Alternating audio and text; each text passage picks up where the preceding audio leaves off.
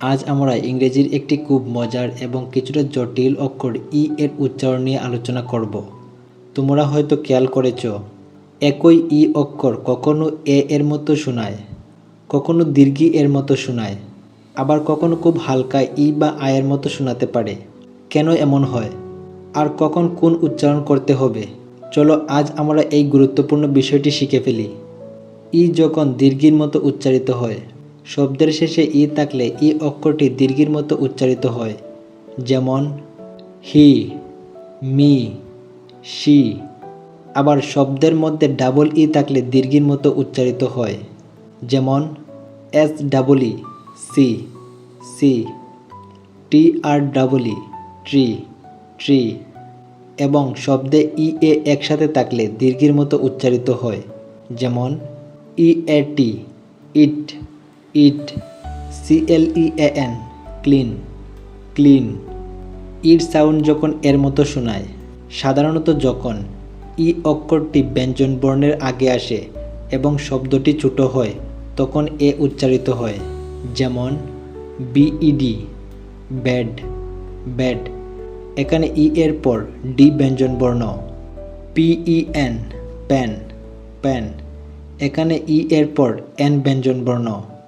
MET, mat. ই যখন রস্যি বা আয়ের মতো উচ্চারিত হয়, খুব হালকাভাবে এই সাউন্ড শোনা যায়। যখন ই অক্ষরটি একটি অগুরুত্বপূর্ণ সিলেবলে থাকে, তখন খুব হালকা ই বা আ উচ্চারিত হয়। আবার অনেক সময় শব্দের শেষে LE থাকলে ই এর উচ্চারণ খুব হালকা ই বা আয়ের মতো শোনায়। যেমন PROBLEM, প্রবলেম, প্রবলেম। এখানে ই এর উচ্চারণ খুব হালকা আ বা ই এর মতো শোনায়। TAVLE, table, table. এখানে LE এর মধ্যে ই এর উচ্চারণ খুব হালকা শোনাচ্ছে। আরও একবার বলছি, কখন ই অক্ষরটি দীর্ঘি এ ও ই বা আ উচ্চারিত হয়। শব্দের শেষে ই থাকলে ই অক্ষরটি দীর্ঘির মতো উচ্চারিত হয়।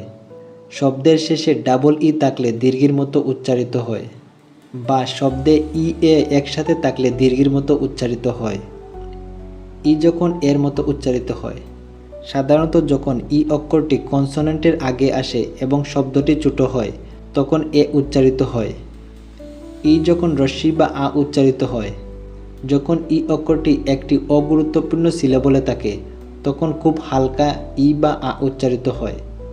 আবার অনেক সময় শব্দের শেষে LE থাকলে ই এর উচ্চারণ খুব হালকা আ বা ই এর মতো শোনায়। আশা করি এই ভিডিওটি ই অক্ষরটির উচ্চারণ বুঝতে সাহায্য করেছে। নিয়মিত অনুশীলন করলে খুব সহজেই নিজে থেকে সঠিক উচ্চারণ করতে পারবে।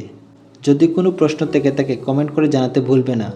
নেক্সট ভিডিওতে আবারও দেখা হচ্ছে। Thank you.